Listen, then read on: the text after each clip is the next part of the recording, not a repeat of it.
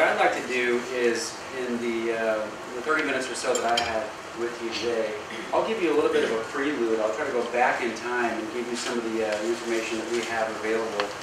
And in particular, I'll go back to the pre-admission phase, prior to these countries entering the EU, and I'll provide you what I think is some fairly shocking information.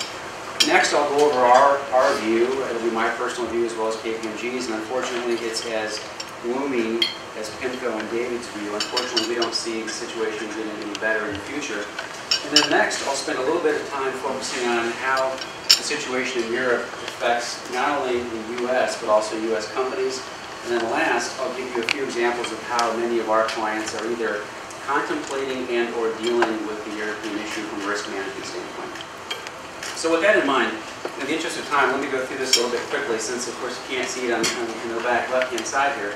And if I think about the European crisis, there are a few things that come to mind. And clearly, there's a whole host of concepts and issues around the economics that David's described. So one of the points you'll see here on the slide is in addition to a number of the countries that David described, we have countries that have debt-to-equity issues or debt-to-GDP ratios that are well in excess of 120%. And our consumer credit practice at KPMG actually went through an analysis to determine if, in fact, those countries were individuals, how bad would it be? And they came to the conclusion that the average FICO score would be around 360, and most of those individuals would be bankrupt. And so the general economics of Europe is absolutely terrible, and I think that's clear to everybody, at least in this room. The piece that is interesting to me is this is much more than an economic issue. This is a humanitarian issue. If you look to the bottom right-hand corner and you focus just for a moment on Greece, you'll see that Greece, is in this case, the first Western developed country that's ever defaulted. I should say since World War II, which was Italy. But more important or more interesting to me, 2 weeks ago there was a riot where I think there was about 125,000 people that took to the streets. And 3 weeks ago there were reports on TV that they had lines in excess of 30,000 people standing waiting for bread. And so when I think about this, this is much, much more than an economic situation. In many cases, I see people discount Greece. They say, oh, they're too small, they're lazy, this really isn't a big deal. But the reality is, it is a big deal economically, and we'll cover that in a second. But it's also very much of a humanitarian issue. And for that reason alone, we should all pay close attention. Next, I'd like to just reiterate the point that, in many cases, we draw correlations between the European debt crisis and the U.S. And in many cases, I think there are some similarities. But again, I'd like to call your attention to one point. This is much more than an economic issue. We mentioned humanitarianism before, but this is really a political battle. And David mentioned this earlier in his comments. But if you think about this, this is as much of a fundamental debate over growth and austerity as anything else. And the ramifications of that battle, again, go well beyond the financials. I'm not sure how many of you have sort of followed the press, but if you look to the slide, for those of you who can see it, you'll see that over the course of the last 15 months, we've had 10 country leaders ousted and replaced. So how would you correlate that to the U.S.? That would mean that, again, this is a little bit of a reach, but that means we would have ousted Obama.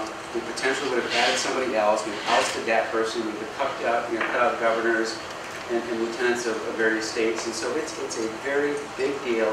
And again, it goes very much deep into the political structure of these individual countries, which makes it very much unique, I believe, what we faced over the last few years here in the U.S.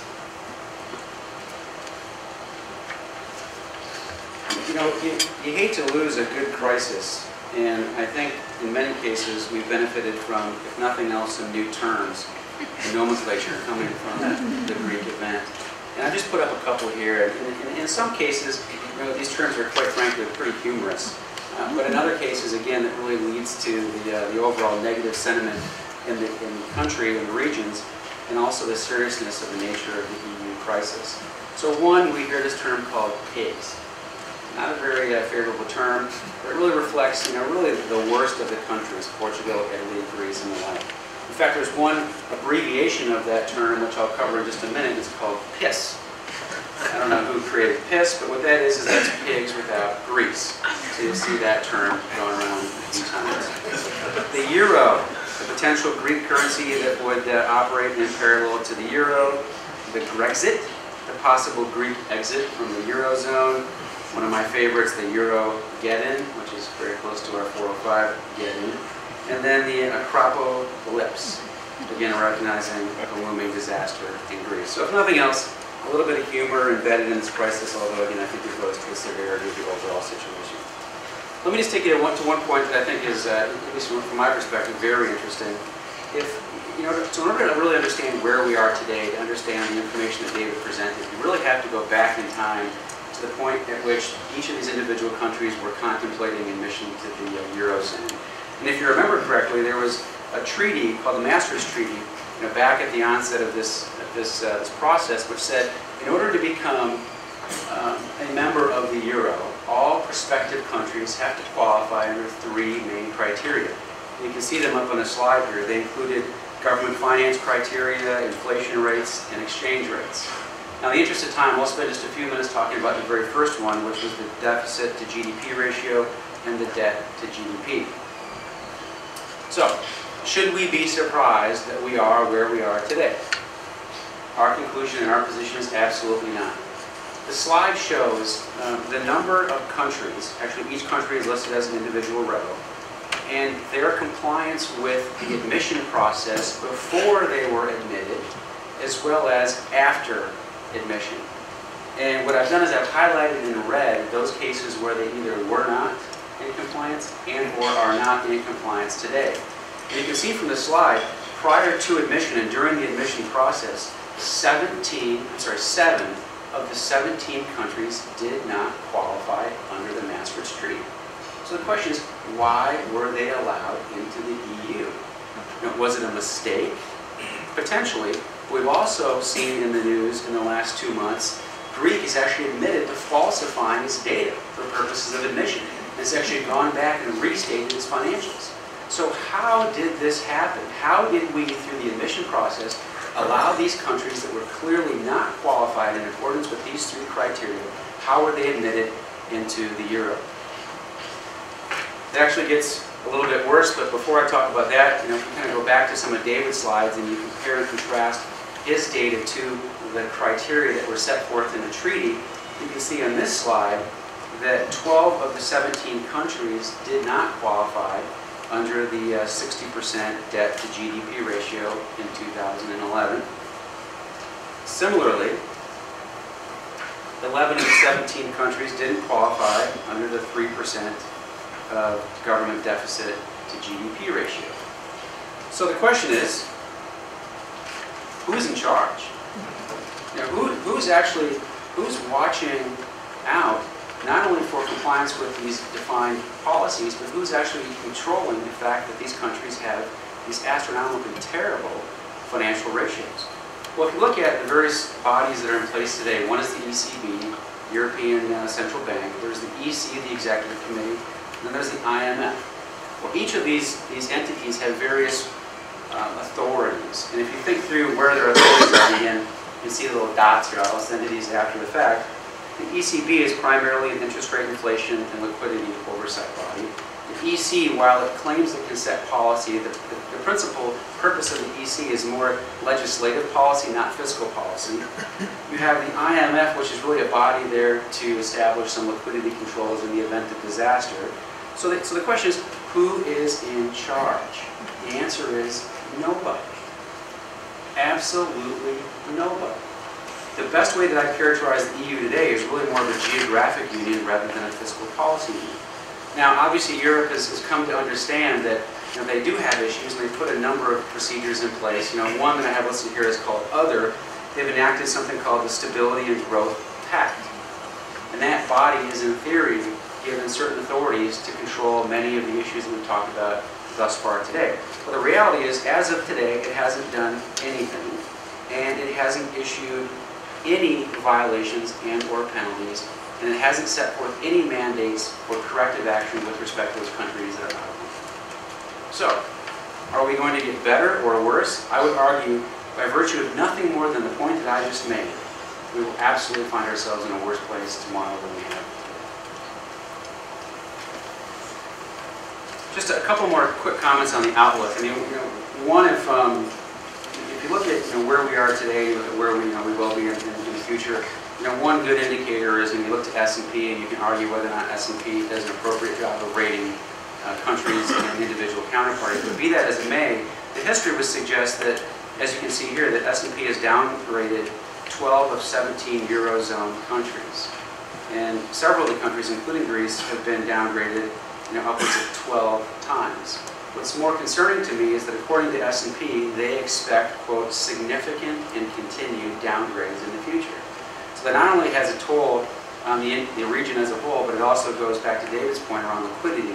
It's going to be increasingly more difficult for countries to raise funds, and the funds that they do raise will be increasingly more expensive. So again, we don't see any positive trends in the future. The other piece that we typically turn to, which we believe is a very good mechanism to gauge the fate of Europe, is the CDS market. And as many of you know, CDS is a credit default swap, and it's primarily, it may be one of the only instruments the industry has to use as an insurance policy, either against a single name, multi-name, or country default. And in fact, what the CDS is the buyer of the insurance program pays a premium and is then reimbursed to the extent that one of those negative events happen.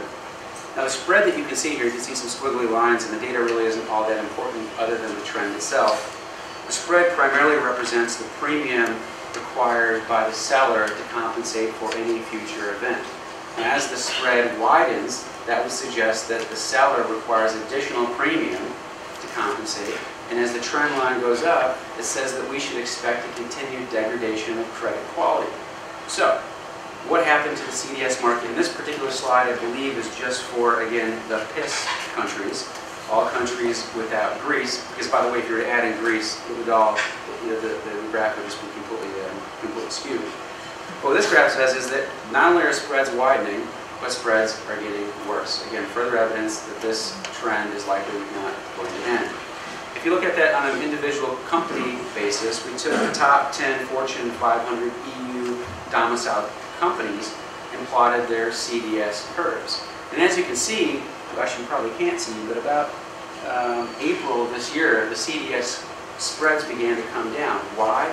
Because there was an election, a Greek election held in May, where we were hopeful that there would be some consensus regarding the government, and at least the Greek government would take a position. What happened? Greece couldn't come to resolution, so lo and behold, we have another election scheduled in June. As a result of that fallout, we saw a quick and steep increase in CDS spreads. And if you look at the slope of that CDS spread today, it is really alarming. Let me just go past that. The other point that I'll mention, and I'll just address this in my comments around risk management in a minute, is if you look at the euro relative to not only the US dollar, but other major currencies, over the course of the last 18 months, we saw a steep decline. In this case, you'll see that there was about a 15.6% decline. And is that necessarily overly concerning? Well, it's actually really good news for Europe, right? Because then it's easier for them to export. Incidentally, it's terrible news for the US. But with that said, again, what I look to is the sharpness of the slope. So if you look towards the most recent 2 or 3 months, there is a significant devaluation in the euro relative to the US dollar. Now, again, philosophically, that says that people are losing confidence in the euro. They're going to the next best, safest currency, which may or may not be the US dollar, but in this case is clearly away from the euro. Actually, it's not funny, but if I think back 2 or 3 years ago, I don't know if you guys remember, but there was a lot of conversation about whether or not the US dollar was, or should be, the core currency for the globe, and there was some discussion around moving to the euro. Well, look at that conversation. So we, in terms of scenarios, we have much the same scenarios. We actually have a fourth scenario in terms of how bad things are going to get. From a probability standpoint, if I were to sort of broadly survey our clients, I'd say that the vast majority of them would put somewhere between an 8 to 17% probability of the furthest right scenario, which is a full breakup. So is 8 to 17%, a high number? It's an extremely high number. Because again, if you look at the implications of a total breakup, that's massive implications not only for Europe, but also for the globe. So if we're thinking about risk management strategies, which I will cover in just a minute, the 17% probability of a complete disaster or Armageddon in Europe is a terrible answer. just going to real quickly just kind of blast through this, and then we'll get to the risk management in the interest of time, and then open it up to the questions in the panel. But one question I oftentimes get is, well, should we care? I mean, is the euro really correlated to the U.S. market? Isn't our largest trading party Asia? And how much should we really be concerned? Well, the reality is we are very correlated to Europe. And so I've provided two pieces of data, which, one graph shows the U.S. GDP growth, and the other shows the correlation between our financial markets and the equity markets in Europe, using one example. And as you can see, it's almost frightening how correlated we are as economies. And so while we may be many thousands of miles away, I can assure you we should all be very concerned with Europe and very correlated to the U.S. economy. If you drop that down just a minute to look at the companies that operate here in the U.S., those that are domiciled, you'll see that there is a significant portion of revenue driven from U.S. activities in Europe. So you see, for example, Philip Morris drives 35.7% of its total revenue from Europe, GE 24.2%, McDonald's 20.9%, and the list goes on. So in this case, many of our blue chip companies are generating, in excess of 1/5 of their total revenue in Europe. And to the extent that we have continued rises in labor costs, to the extent that the manufacturing PMI indices continue to fall, this is not only significant for us as a country, but also many of our most profitable companies, I should say. Just to give you one more view, I mean, is it limited to retail companies? The answer is no. If you look at our Fortune 500 companies, 27.6% of our total automotive industry here in the U.S. they generate 27.6% of their total revenue in the U.S. Same holds true for food, beverage, and tobacco companies. And if you flip down to the financial services footnote here in a minute, you'll see that according to J.P. Morgan, Goldman Sachs, B of A, they have about $80 billion of exposure to the euro. I mean, it's $80 billion. That's just an astronomical number. Now, they have, as a matter of fact, taken some actions to mitigate. In fact, we heard about some of the issues with J.P. Morgan in the CDS market. But according to the data that I have, it would suggest that these banks have hedged about $30 billion of their total euro exposure, still leaving, the difference, which is about $50 billion in goods. Again, so not a pretty picture. So finally, my last slide here, actually I got two, but this is the one I'll end on, is just to give you some sense of what companies are doing and or should be doing to protect themselves against the euro crisis in a worsening scenario. We generally like to bucket the activities into one of three categories, really following David's three scenarios. The issue is really, it's less around what should I do and when should I do. It's more around what level of risk tolerance are you willing to accept to the eurozone. So as a starting point, many of our clients are taking a step back to say, let's run through each of the scenarios. Let's identify how much exposure we have, both financially and strategic. Let's then have a real concerted dialogue around how much risk are we willing to accept. And based on the conclusion of that conversation, then you go back to the board. You have to assign probabilities to each of these three scenarios. What's the likelihood that scenario 1 will happen versus 3? And depending upon that answer and the connection between your risk tolerance and the probability of some terrible event, what should one do? So just to give you a couple examples without boring you, sort of on the more conservative side, many companies are actually out trying to hedge that foreign currency risk. So you saw a significant devaluation of the euro. Again, like I mentioned, that helps Europe. It actually hurts U.S. exporters.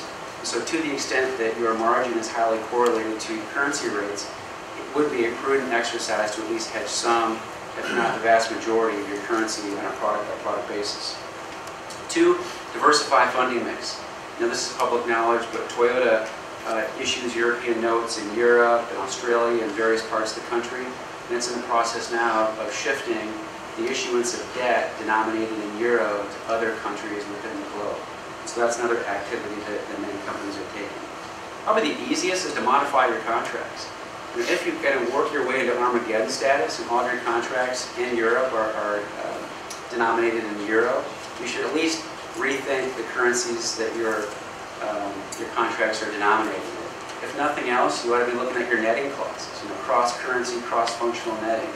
You ought to be asking for prepayment. So if things kind of go to hell in a handbag quickly, you've got to be able to get your cash out of those countries. And the reality is, if you have a significant cash portfolio in Europe, you're not going to get it out anytime soon. The next is obviously to cut non-discretional spend, again, act prudently in the event of fiscal disaster. Confirm availability of credit, and this is an easy follow-up. Call your banks, confirm that you do have a relationship, confirm that that $3 billion credit line does in fact exist and will be accessible in the event of a catastrophic event. One piece I can't emphasize enough is educate your board, executive management, and management team.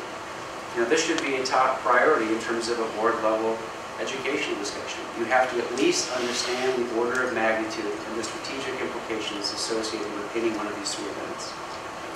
And then finally is actively monitor the events. The slide that follows this that I won't go over is, we do have a June 11th re-election in Greece. That is a significant event for all of us, and so each and every one of us should at least be actively monitoring those activities. Let me kind of skip through some of these and just go to two more examples. One I mentioned, using CDS as a potential hedge against not only individual counterparty but also country default. But other companies in the more extreme event are more aggressively looking at shared services and outsourcing. So back to David's point, labor costs in Europe are extremely high. So one potential solution is to, quite frankly, move your labor source. Either move your labor source out of Europe or again establish these shared services or non-European-based centers of excellence to reduce your overall costs. So anyway, there's a lot more to cover, but in the interest of time, why don't I stop there and turn it over to Pam.